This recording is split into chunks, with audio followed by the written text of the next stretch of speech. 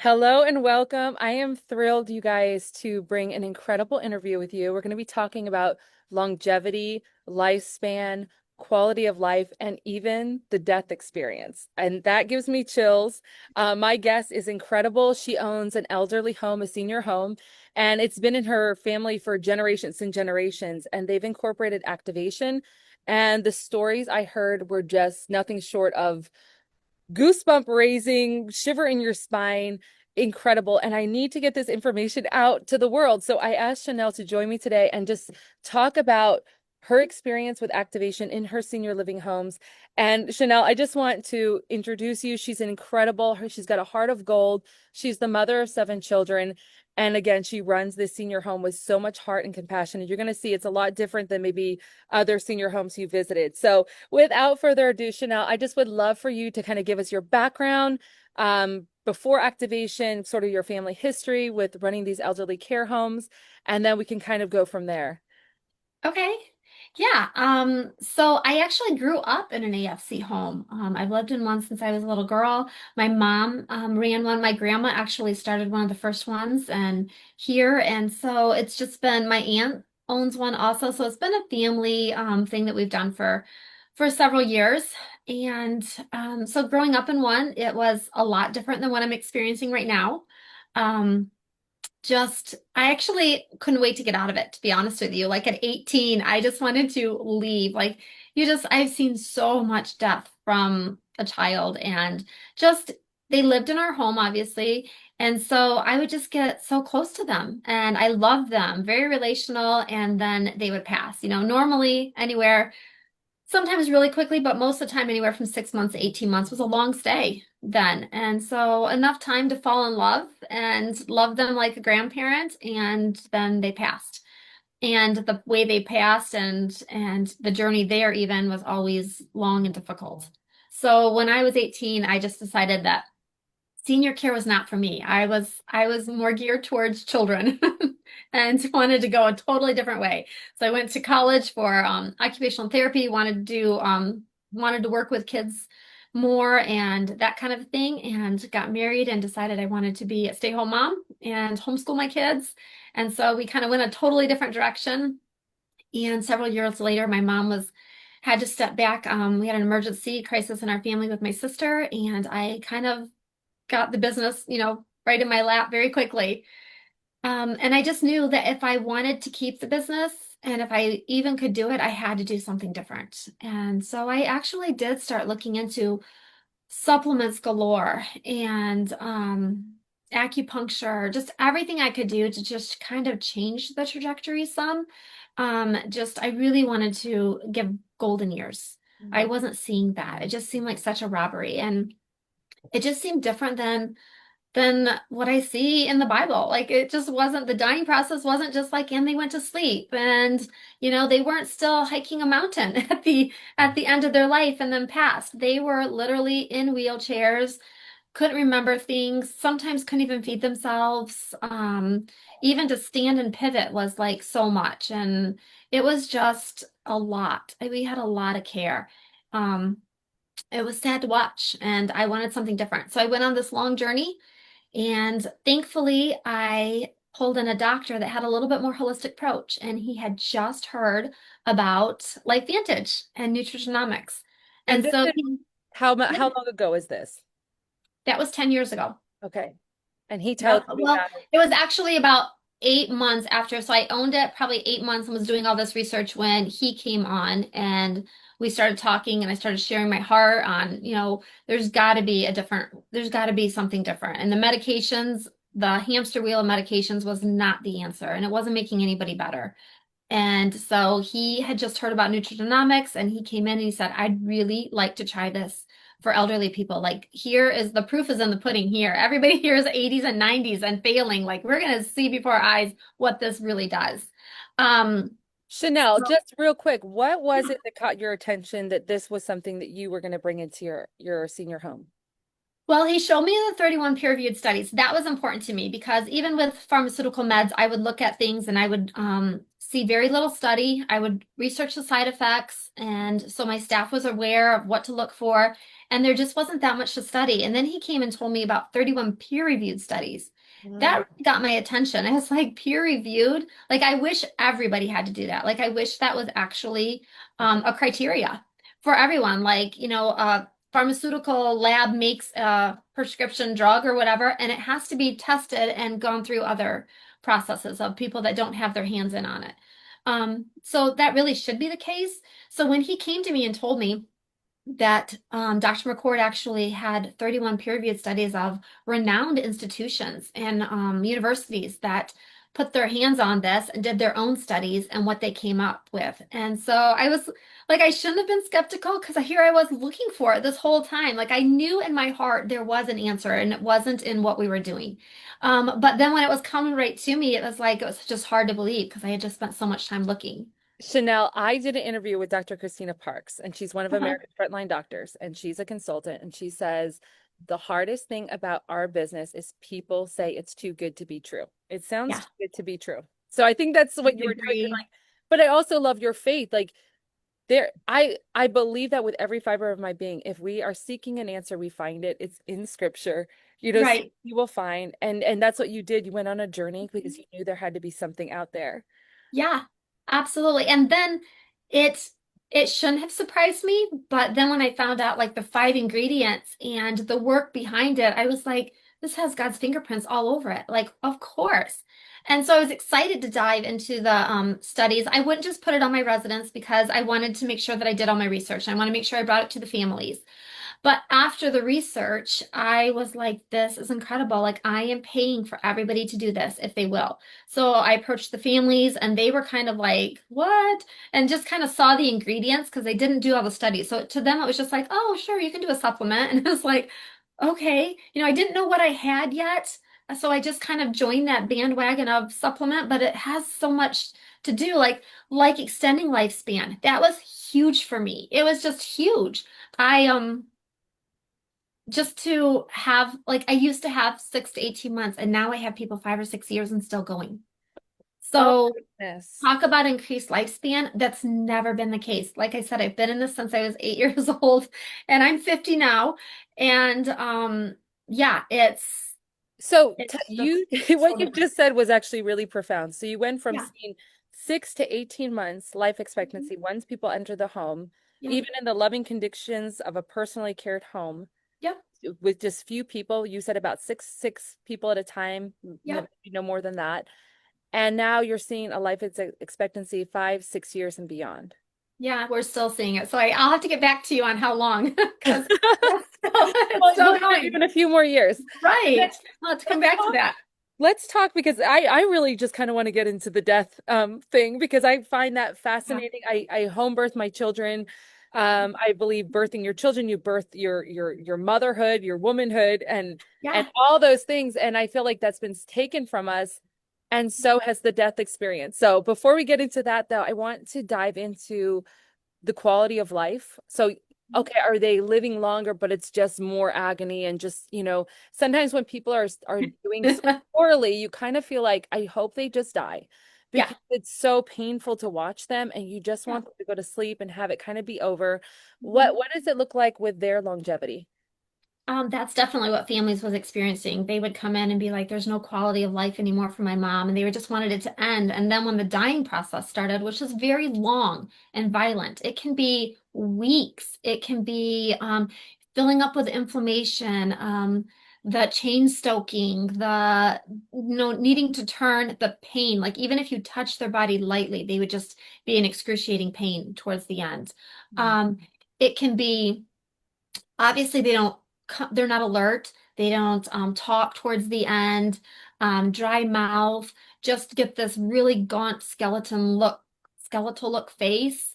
It's hard to watch. It's really hard. And families, it's hard to sit beside them. It does get to the point that they're just like, I just want them to go. I can't do this anymore. I can't watch this anymore. The suffering is great.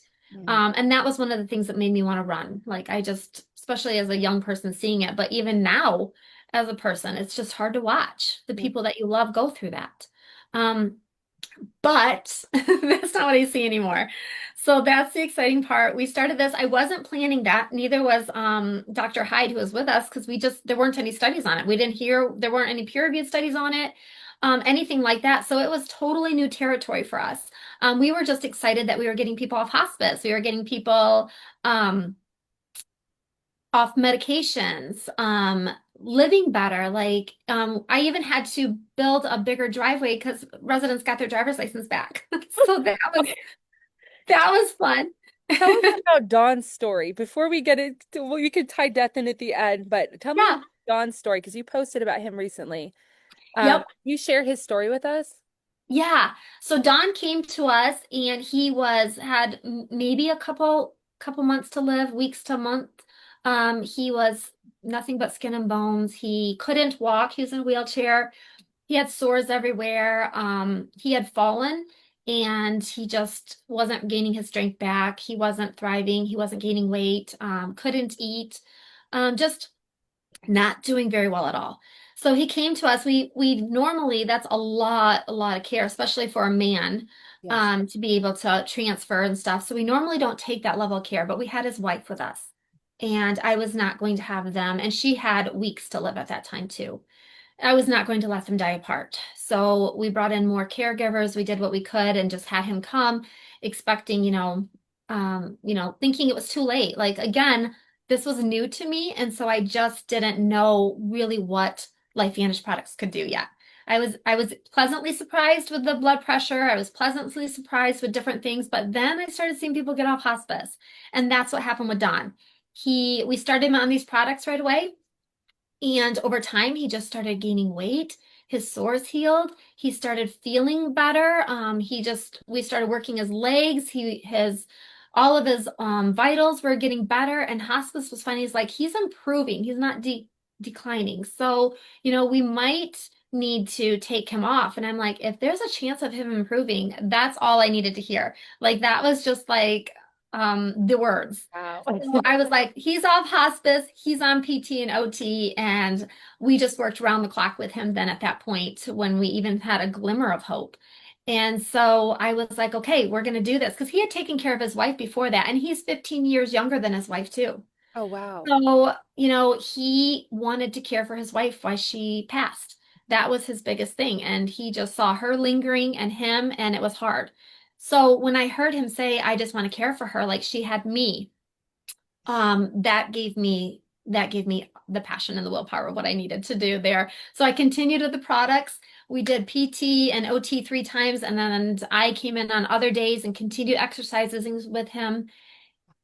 We eventually got him to standing, then he was walking, then he was he was just gaining weight. He was doing everything so well. He started taking care of his wife. She actually lived another year. So we got her up and walking again too, which was incredible. When she came to us, she couldn't, she was a bed patient. So she was able to get up and walk a little bit more. She came to us in January and she actually died Christmas morning of Oh, that year. So it was just under a year. And for Don, he's still going. He has his driver's license back. He is gardening. He is teaching our kids how to garden. The staff brings children because the residents are doing so good. They play games, they do puzzles. So we have a lot of homeschool moms that work there. We have a lot of moms that have their children. So we allow them to come in. We have a playroom downstairs and all that kind of stuff. So we're just bringing the elderly with the youth together, and it's been a beautiful thing to see. So it's kind of, healing the soul and the body and keeping it in a home-like atmosphere, 6 people at a time, so they feel like a home, like it feels like a home, instead and of an institution or a nursing home. And bringing in the children brings it Mhm. full circle because that's Oh how it yeah. was designed to be. We were designed to be in a home with multiple generations and family Yeah. coming in and everyone caring for each other and grandchildren, in and out. They Yep. actually did a study. I think there was an old folks home, and I don't remember. I remember reading this article years ago, but they put it next to a kindergarten center or like a daycare center, Hmm. and they would bring the children in a couple times a day. And it was just a win-win for everybody. I mean, the, Oh the yeah. children were thriving with the love, and then the elderly were just thriving with the little children.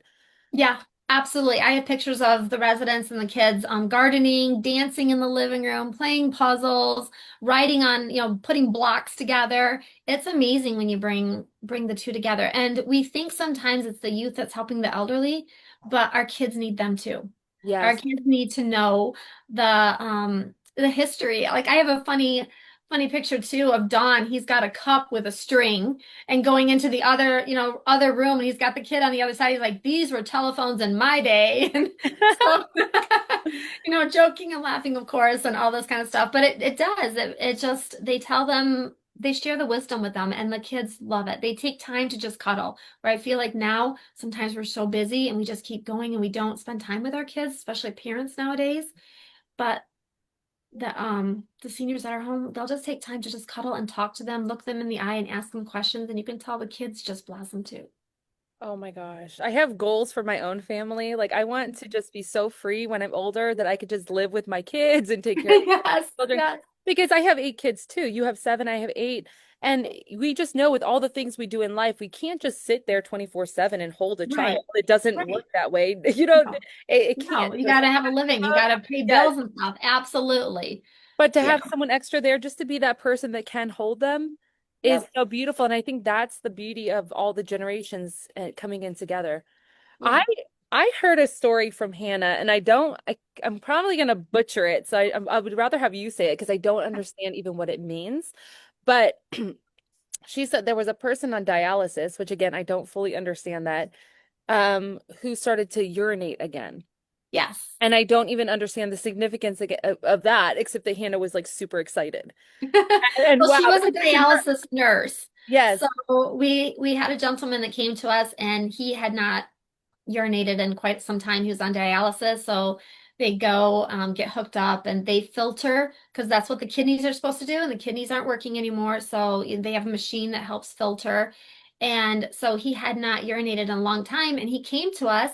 How We, long? again, It was long, wasn't it? it was long. It was over 5 years. Okay, Some that's 5 or that is 10 what I years. was talking Yeah. about. Like it's not like there's a long time for me, like not peeing a long time would be 3 days. Yeah. So Yep. this So is it was a long 5 years. time.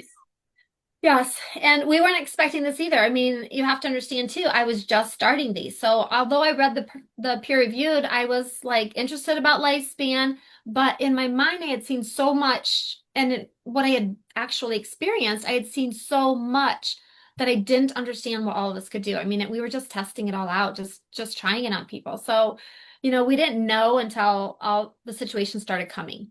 But he came to us and he was on dialysis. It was about 3 months in, and all of a sudden his bed was wet. And I was like, oh my goodness. And it smelled like urine. And I was like, there's no way. There's just no way. And I was like, this is crazy. So I called my daughter and she's like, Mom, that can't be. I'm his dialysis nurse. That doesn't even work. I'm like, I swear this is the case. But at the same time, in my mind, I'm just talking myself out of it because it just seemed like it couldn't be possible. And so he went to dialysis actually that next day, and she was his nurse, and he peed in the chair. And she called me. She's like, "What are you doing? What have you been done?" And I'd already been telling her little things here and there, but she was just like, "That's nice, Mom. That's nice." Well, it was probably actually this. It was probably actually this. Was he on a new medication? Like supplements don't do that. And I was like, I agree with you, supplements don't. I was still learning the term activation and the difference at the time. And so I'm just was scratching my head like, what is going on in this place? Like things are changing. It's just right in front of my eyes. Different things are just like people who are like supranuclear palsy, progressive supranuclear palsy, that process to see it stop. And we had somebody like that, and it was Wait, supposed what to is be that? That is that again, these are and that's the cool thing about activation. It is there's so much science to it, but then you can just be someone like me who doesn't even understand all those technicalities, but be like, yeah. try it. The studies are there. What is that long word you just said? Progressive supranuclear palsy is a horrible degenerative disease, and it basically you lose all muscle tone. I don't know if you know Angie Huntley, but her dad actually died of that, Oh and it no. was a very horrible, horrible death. Is it like He was in his ALS? 60s. Is it? Very similar to MS, ALS, as far as you don't, he couldn't even make eye contact. His Wow. couldn't even, his tongue didn't work, like nothing. All his muscle tone just left. And so we had a lady that came to us and she was doing those board falls like they do. They just kind of stiffen up and fall back. And she has a dementia component too. She was combative when she first came to us. Um, and they just told us what it's going to be. And it was going to be hard and a lot. So, we had a Hoyer already, just, when she couldn't walk anymore and feeding. And so she came to us and she just kind of didn't get worse. She wasn't any better, but she wasn't worse. And that's not supposed to be the case. Like she was Because supposed to they go continue to climb. fast. If Yes. it's like ALS, it can go very fast It's down. progressive. Yes, it just progresses. But she didn't. She just kind of plateaued and just stayed there. And pretty soon she wanted to walk herself. And we're like, that just can't be. But we're a year now into it. She actually had an appointment with a neurologist, which they didn't expect her to make it to the next appointment, but they had an appointment for her. And she went there and they're like, no, you can't walk by yourself. There's just no way. You have this, your fall risk. We don't advise this. And she came back really bummed. But at this point, she was getting better. Like from when I talked to Angie about how her dad passed, I'm like, wow, no, she started reading again. Like she was picking up books and Wow. reading. And she's like, what? And I'm like, no, she was feeding herself. She was, and she's like, Shanell, and this was the first resident I've ever had with this. It's not super popular. So I didn't realize what it was supposed to do until I compared notes with her. But I did know based on when she came, what the doctors were saying. They had given her a certain amount of time to live and told us, how it's going to progress and what it's going to look like. And there will be a point that we get hospice on and probably get more hands on deck to care for her. So we didn't see that. And it was kind of shocking. And he's like, well, you first not progressing like we would expect, but we're also not going to give you permission to walk by yourself. And so she was a spunky little one. She's just a tiny little lady, like 4'10", like it was crazy. And she wanted to walk on her own. And so she would try and wait for us to pass, and then she'd quit, get on her walker, and try to hurry into the bathroom without us. And pretty soon she's holding her walker. She's carrying her walker as she walks to the bathroom.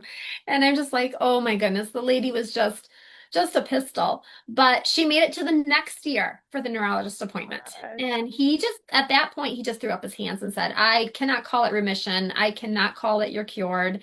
Like there's no such thing for this. I can just scratching my head and saying, for some reason, you don't have any markers. No And markers. no markers, no markers. She had no markers anymore, but he still wouldn't call it remission or cure, because there's no such thing. So he's just like, go home and walk, I guess. If you want to walk by yourself and you want to take that risk, it's up to you. And so she said that she did want to take that risk. And she lived another 3 years. And even when she passed, it wasn't at all like the death that Angie's father went through. That was just long and agonizing. Her family member got to be with her. We knew that it was going because pretty much what we see in the death process now is they sleep more, which I think the body, restores and when it sleeps. So it's just trying to sleep more. The body is made to live as long as possible, to have that last breath. And so when the organs are getting tired, they just kind of stop eating. The digestive, kind of goes first. So they slow down eating. They just reserve as much energy as they can. And so that's kind of what we see. Like hospice necessarily wouldn't put them on hospice because of what we see. Their vitals are still good.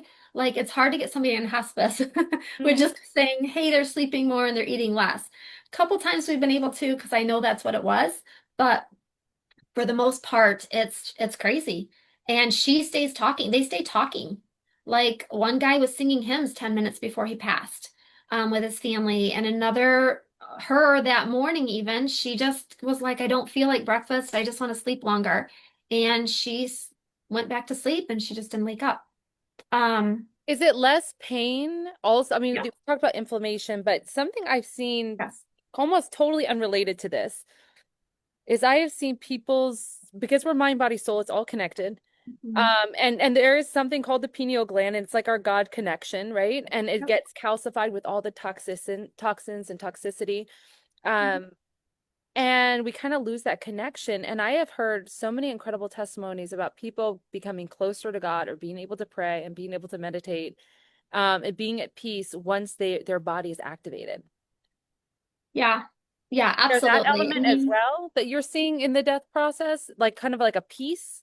yeah, definitely. I mean, for me, I have seen through all the years of doing this that as the soul, I mean, I think ideally God would love us to live spirit, soul, and then body. Mhm. But as the body starts to die, the soul will start to die. The spirit is naturally going to become more alive then, because it doesn't die. And so in that process, we see those kind of things, but we hadn't been able to see people talk through it, and stuff as much as we do now, because they would just, be in so much pain, and we'd be giving them so much morphine, which would make them stay kind of under.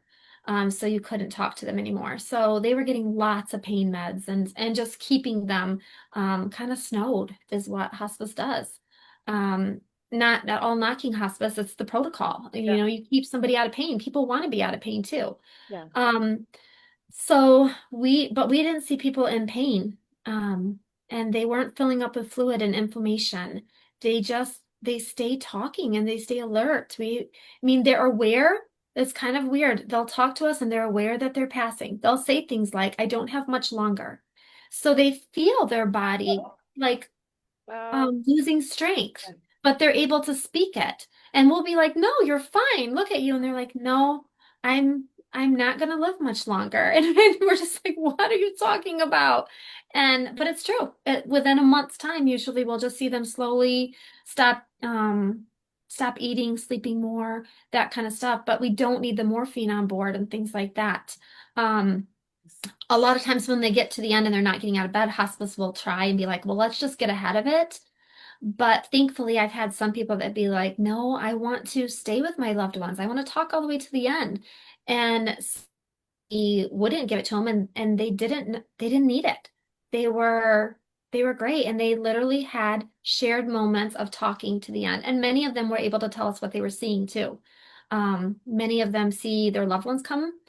Some of them see angels, and we've had a couple. Jesus himself came and said it's time, and they were able to talk us through it and tell us. So You're yeah, making me cry. I know. Oh my gosh.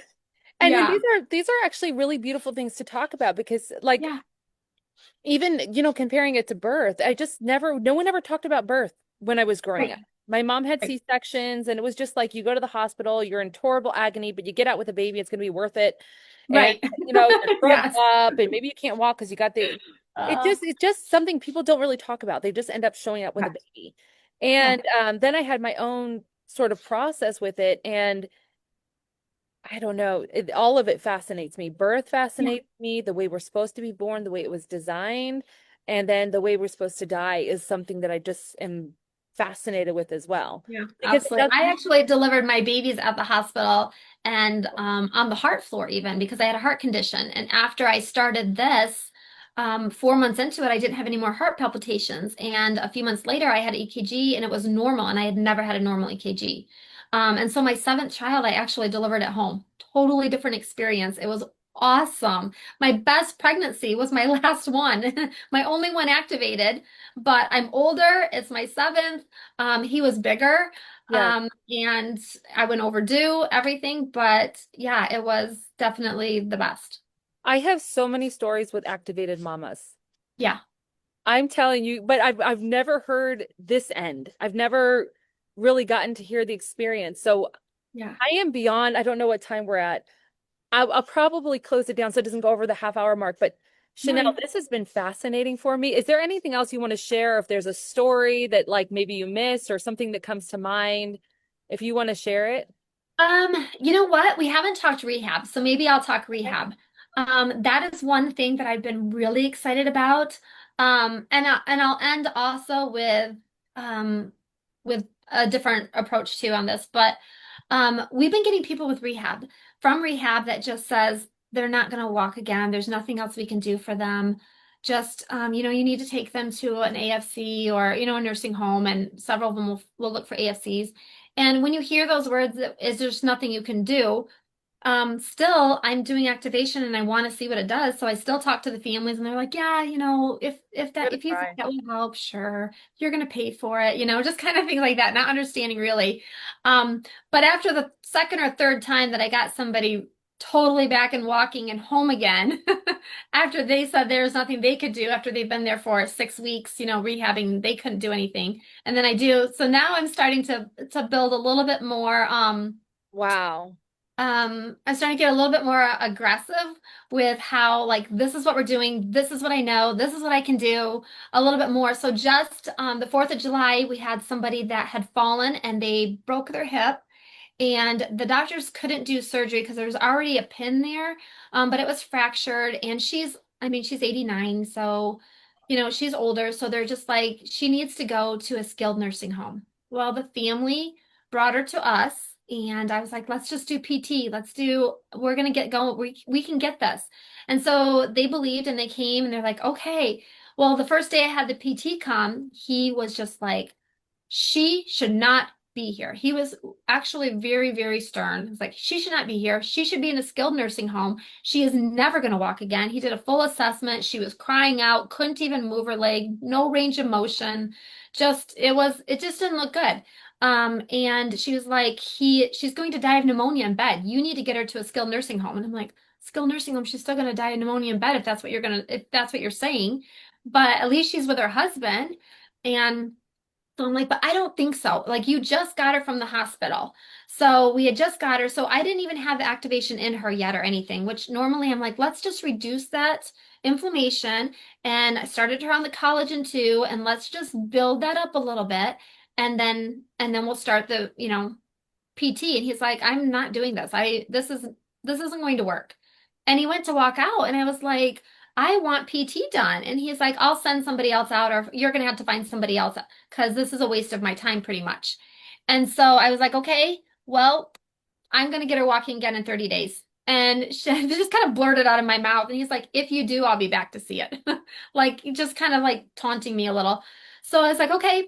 So sure enough, I started her on the collagen and other two. And after getting done talking with him, he kind of got into my head like, this is not possible. So I did it twice a day. Who knows if it would have worked once a day, but I was just like, I just had to do it twice. So I did it twice for 5 days, and she started standing and pivoting, and she got off her pain meds besides Tylenol. She was still on Tylenol. 5 days. Mhm. 5 days? Normal. Yeah, 5 days. Oh my gosh. 5 days. She was doing a stand pivot, not walking, it's just a stand pivot. And then a few more days went by and she started taking some steps. And then she was off Tylenol too. She wasn't in any pain. And by 2 weeks, she was doing a couple little steps that it takes to go up to the dining room. By the end of the month, she shared a dance with her husband. She was coming up and the music was playing that he knew, and he just started dancing with her. So we took a quick video of that, but it was beautiful. And so the PT did come back. I called him back and like, she's walking, she's walking. And so Joyce had a cake there for him that said, you were wrong, which he really appreciated. But I'm normally not that in your face, but he was Yes, yes. so aggressive that I'm like, you know what? I'm going to match that. Here you go. Have a piece of cake with us. I But she love got it. up and showed him how she walked and everything. And I was just like, I would just so be like, have a collagen. Take yeah, yeah, take this. You don't even need cake. yeah. I feel that out there in the conventional medicine, mainstream, what everyone else is doing, I have said this many times, they speak death over you, is what I Yeah. say. It's Yep. like, there's no hope. This is what's going to happen. This is your prognosis. It won't ever get better. It's just going to get worse. And it doesn't matter if you're going into labor and having your baby. It Yep. doesn't matter any of it, that they speak death over you. Whatever diagnosis you have, these are your prognosis. This is your chance. It looks dire. And in our world of healing and the natural approach, especially when it comes to activating the God-given systems in the body, I feel like it's a walk of faith, hope, and charity. It's like I have faith, Absolutely. I believe. I don't, and we don't even know what it's going to do because it's not like a Tylenol pill that says in 20 minutes it will take away your headache. Right. It is a faith walk because we're like, I know the science is there, I know the empirical data is there. I believe Well, it the gets to the body. root cause. Yes. And Yes. sometimes we'll still have the symptom, but it's working on the root cause, is what I'm starting to see. Like, so, you might have headaches for a while, but it's when you take this, you're working on the root cause, and over time, your headaches will go away because it did the root, not just the symptom. Where more in Western medicine, we treat the symptom, Yeah. and that's why they say you're not going to get better or this is the way. But our bodies are made to heal. They're fearfully and wonderfully made, and they are made to heal. And when we work with them in the healing process instead of giving them, certain, Western medicine has a place. I mean, if you need insulin, you need insulin. I'm Mm. not saying that, but a lot of meds just mask symptoms or try to take the symptoms away, but it also causes other areas to deteriorate or to get worse. And so in this, we activate the body in the healing processes and what it's made to actually do. And that's what we see. And one of the things that I wanted to say at the very end was I believe with all my heart, after what I've seen right now, if we can start this earlier, like I already see great things in 80s and 90s, but if everybody could get on this, I fully believe everybody in the world should be on at least NRF2, even children. Mm. Like what we're being exposed to with toxins is crazy right now. But I do believe everybody should. But I also think if people get on this early enough, I really believe we could shut my business down. And you know what? I'm game on. Let's try it. Let's do it. Like I shut my business down because people have to stay at home. Like have to stay at home. They get to stay at home and they get to die at home in peace where they should be. Like I want to be obviously the next best place to home, and we do. We love our residents. We care for them. We nurture them. But if I can get them home, it's always my goal. And I hadn't ever been able to do that before now, and now I get people home again. Like and they thought it wasn't possible. Wow. I have And driving again. I have no John's still with us. He's driving, he's gardening, he's doing great. So, and he looks younger. We even posted a picture on our Facebook the other day, and a lady commented that had her mom several years before, and he's like, "Oh my gosh, he looks better than he did 3 years ago." And I was like, "Yeah." She's like, "How is he getting better?" I was like, "Yep." So Chanel, it's that is so I it just I never cease to be in awe of what the body is able to do. yes, And absolutely. I just want to thank you with from the bottom of my heart for sharing this interview. And now I probably after I end it, I'll have actually I do have one more question Yeah. because I'm sure a lot of them are on tons of medications when they come in. And we know that our products do not have any contradictions or anything like that with whatever medication someone is on. Can you talk to that just a little bit and just what your process is? Yeah. Blood pressure medicine, we usually see that needing to be weaned and corrected somewhere between 6 months and a year. For somebody that's been on blood pressure medicines for years and years and years, it regulates. It's crazy. Um, Also pain meds, even anxiety meds and stuff like that. We've seen decrease. We've seen neuropathy. We've had people decrease in gabapentin, like right along, just kind of wean quite right off from it. It's really crazy the things that we see. It's not uncommon to have somebody come. It's really sad with like 17 meds. Mm, And and usually right now we have a lot of people on just plain their supplements and maybe, just one other one for something or, that they just don't want to get rid of type thing. Or the doctor is just like, you've been on this forever. Everybody in their 80s is on this med, so let's just yeah. keep you on it. So we've seen that too. It's like the faith and fear model. That's what I feel Yeah. like. It's the faith Yeah. and fear model. I love that. I wanted to ask that question because there's a lot of people who are on their medications and they're afraid to start something new or they feel like it will contradict or something like that. And there is No, it doesn't contradict. As a matter of fact, we did have somebody with cancer, and she wasn't going to take chemo because her blood work wasn't there to be able to do it. She's older. We started her on this. Her blood work got better, and they decided to start chemo. And I talked with her and told her what this is. The doctors were saying to, not to stop. stop it, during chemo, obviously. And I just told her, this is what it is. Do your own research and you decide. And she's like, I think I'm going to stay on it. It's made me feel better. And obviously it made my blood work better. So I could do this. I want to stay on it. So I was like, okay. So she stayed on it. She didn't have near the side effects that my grandfather had with chemo. She actually completed all of it, and at the end, she was in remission. And then they even said, well, this is aggressive kind, so it will come back probably, in the breast or the brain, within a year. She went back another year, had great scans, went back the next year, great scans, went back the next year, great scans. And then 6 months after that, her husband passed. And she died 5 months after that, even. And I think it was just more of a broken heart, but not of cancer. I And so, I know that there's a fear thing, and there's some doctors that will just look at it and say, oh, it has ashwagandha. We don't want you to do it for hormones, or we don't want. But what people don't understand is if they would just do their research on what it is, which is why I did that, is it's micro dosed amounts. Like they wouldn't even have to be put on a label because of it's such a small amount. Like it wouldn't even have to be put on the label. But obviously it's what ours is made up of. So these are the five ingredients. They're all micro dose, but together in a synergy is where you're going to get the power of activation. So it's not what it is. We're not taking something to supplement anything. We're taking something to activate. We're making you're pretty much swallowing a key to your body, love and it. we're just turning it on. Ah, girl, I just feel like if I kept you on here for 2 more hours, we would just pull out more and more stories. But We probably could keep. We have so much in common. So oh my gosh.